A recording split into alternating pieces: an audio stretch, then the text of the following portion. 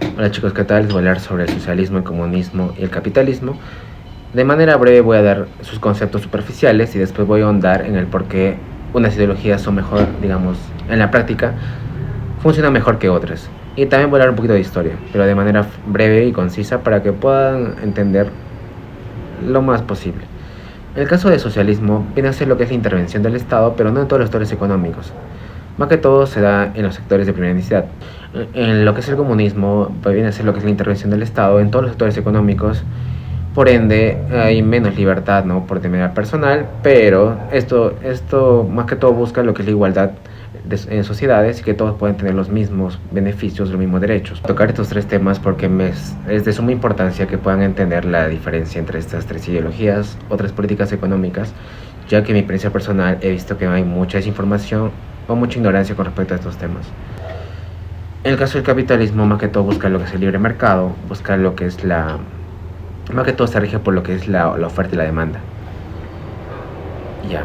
Y hablando sobre historia, ¿por qué nacieron estas ideologías políticas? Con respecto a lo que se venía hablando sobre hace muchísimos años, había lo que era la esclavitud, y lo que era la monarquía. Y en la monarquía, bueno, sabemos que había un rey. Entonces, más que todo sabía lo que era la esclavitud, había, digamos, faraones, etcétera. Entonces, el trabajo, las personas no tenían una libertad de poder tener el derecho de tener propiedad privada, ¿no? O sea, se veían inmersos en este derecho. Entonces no podían construir un patrimonio, por así decirlo. Y esto con el recurso de los años se convirtió en lo que es el feudalismo. El feudalismo, las personas trabajaban para un señor feudal y el señor feudal les daba protección, ¿no? Las tierras que ellos tenían que trabajar y ellos pagaban, digamos, algunos tributos para el señor feudal. Pero aún así no podían construir un patrimonio, ya que estos señores feudales más que todo eran por linajes o descendencias de personas que tenían este tipo, ¿no? de sangre, por así decirlo. Y después vino lo que es la burocracia. La burocracia tiene que ver con la gente que son, ya que había mucho comercio por ese tiempo, entonces surgió lo que es la revolución industrial.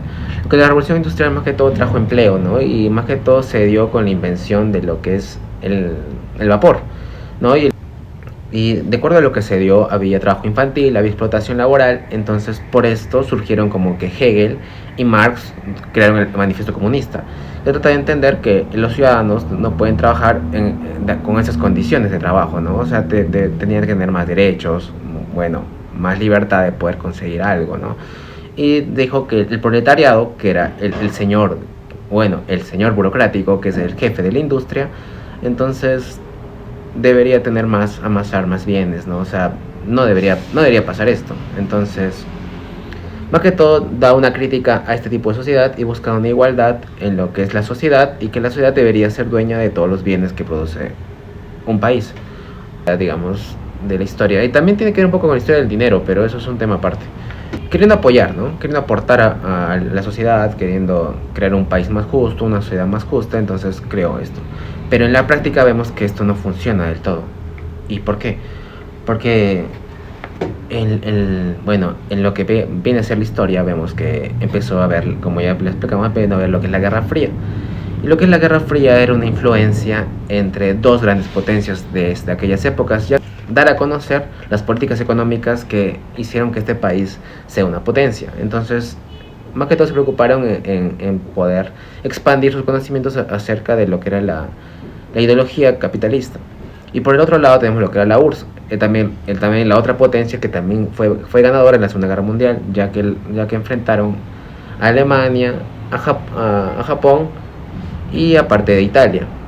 La Segunda Guerra Mundial, como vemos, los dos campeones, pero con ideologías súper distintas que no se pueden enfrentar entre ellos, entonces empezaron a tener lo que es la Guerra Fría. La Guerra Fría era incentivar lo que era la ganancia sobre ambos países para poder incentivar que más países sigan estas ideologías, ¿no? Y esta Guerra Fría acabó, se está por entendido que acabó cuando Estados Unidos, por ejemplo, mandó, digamos, al primer hombre a la luna, ¿no? Neil Armstrong. Entonces, en el caso de lo que es la URSS, por ejemplo, bueno, se dividió, ¿no? Se dividió lo que es la URSS y se dividió en varios países distintos y en lo que es ahora conocemos como Rusia. Y entonces, ¿qué pasó ahí? Vemos que también esta también da a entender que también el muro de Berlín se cayó porque una parte quería ser influenciada por lo que era Estados Unidos y otra parte era influenciada porque era la URSS en aquella época. Y entonces había un muro donde dividían las ideologías. Una parte de Berlín era capitalista y la otra parte de Berlín era comunista. Pero vieron que la parte de que era comunista empezó a tener como que escasez de productos, empezó a haber pobreza, entonces las personas querían trasladarse al otro lado, pero no podían porque había una seguridad y había militares que protegían el muro, prohibían el acceso a la otra parte. Y cuando se cayó este muro, porque muchas personas golpearon y todo, como que destruyeron el muro, hicieron huelgas, protestas y con mucha guerra que hubo, por fin destruyeron el muro y entonces las familias pudieron unirse. Entonces esto se le conoce como la caída del muro de Berlín, que es un hecho histórico que también entender sobre la guerra entre lo que es el comunismo y el capitalismo. Y tenemos otros ejemplos, como el caso de Corea, ¿no? Que Corea del Norte y Corea del Sur, que también se vio en Corea del Norte comunista y Corea del Sur capitalista, donde hasta ahorita se mantienen esas dos ideas distintas, pero vemos que a Corea del Sur le va mucho mejor que a Corea del Norte. Y lo mismo pasó en Vietnam, pero en Vietnam no pudieron, digamos, contra la población comunista, entonces tuvieron que retirarse los militares, ¿no? En esa época, porque fue una guerra muy, muy fuerte. Y la verdad, muchos militares todavía tienen una pesadilla con respecto a esa guerra. Pero es otro tema. Ya, y con respecto a esto, con respecto a por qué el capitalismo es una economía, digamos, de crecimiento, por así decirlo, porque hasta China tiene políticas económicas de libre mercado, ¿no? Es un país exportador, importador, tiene una balanza comercial, entonces se abre a estos tipos de mercados. ¿Por qué? Como ya lo mencioné, el PBI está compuesto por estos factores. Digamos, un país comunista solamente interviene en lo que es el gasto y lo que es el consumo. En lo que es inversión, no hay inversión. En lo que es balanza comercial, no hay balanza comercial porque no hay exportación ni importación porque no hay inversión. Entonces solo se rigen en aumentar su economía, la productividad de un país en lo que es el gasto y el consumo. En lo que es el gasto, el Estado puede crear nuevas obras, crear nuevas cosas para dar más trabajo a las personas. Pero esto no es sostenible a largo plazo. Las personas, al momento de generar empleo, no hay un incremento del patrimonio, no hay un crecimiento de la innovación o de la economía a futuro. Y hay mucha gente que también no está a favor del capitalismo por el hecho de los recursos, ¿no? Los recursos, para esta definición voy a hablar de la maldición holandesa. La maldición holandesa da a entender que los países de muchísimos recursos dependen mucho de sus recursos y por ende no tienden, digamos, a tener una economía sólida. Los demás sectores económicos se ven muy limitados con respecto a salir con esta economía, también cae. Entonces los países, por ejemplo, con más recursos, dependen mucho más de sus recursos y no se preocupan tanto por la inversión, no se preocupan tanto por lo que es la innovación, no se preocupan tanto por otros temas que fidelizar al cliente.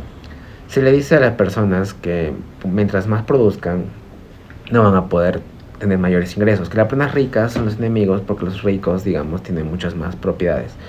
Y hay temas que son muy discutibles en sí. ¿Por qué? Porque la riqueza a veces es hereditaria o a veces las personas, digamos, amasan fortunas ya por generación en generación. Entonces ya ahí hay un tema que sí. Pero también hay otro tema en el que da a entender que, digamos, que si tú quieres amasar más dinero, es obvio que tienes que trabajar más y esforzarte más o innovar más, ¿no? Entonces, si el dinero se rige por una condición en la que mientras más haces, más obtienes, entonces eso es más justo, por así decirlo, en una sociedad. Pero es mi punto de vista.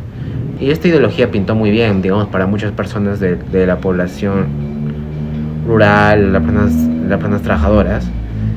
Entonces empezaron a apoyar muchas de estas ideas. Pero en la práctica, como les mencioné, no funcionan de tal manera. ¿Por qué?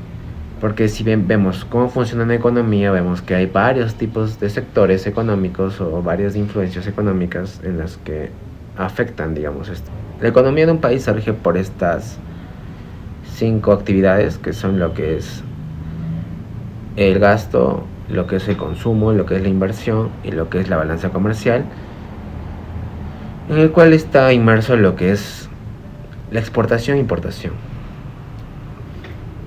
Digamos, un país que no se rige, digamos, por lo que es la exportación e importación, Bueno, ¿qué es la balanza comercial? Porque es un país, digamos, comunista que prohíbe, digamos, el libre mercado. Entonces, solo se va a regir en su economía, en la producción social, en la producción local. Y en la producción local, por ende, solo va a incentivar lo que es el consumo, el gasto, y la inversión se va a ver también afectada.